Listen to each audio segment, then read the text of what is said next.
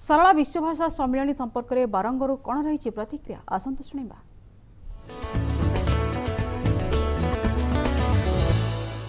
निश्चित भाव टेलीविजन माध्यम ये जो निरा प्रयास करा एमबीसी टीवी तरफ निश्चित धन्यवाद दबा एवं अभिनंदन जनइबा एवं आमर आदिकवि सारला दास जे संपूर्ण रूपे संस्कृत महाभारत टी ओडिया भाषा अनुवाद करी ओडिया भाषाभाषी लोक मान परिचय सृष्टि करथिले तांको नाम नामित ये जो कार्यक्रम टेलीविजन माध्यम होची निश्चित भाव स्वागत योग्य एवं अभिनंदनीय। सारला विश्व भाषा सम्मेलन जो प्रथम थर आमर एमबीसी टीवी तरफ आयोजन करा बारंग आंचलिक शांति कमिटी तरफ तथा मो तरफ प्रथम से साधुवाद एवं कृतज्ञता ज्ञापन करुचु। ओडिया भाषार प्रचार प्रसार जो पदक्षेप नहीं स्वागत योग्य पदक्षेप।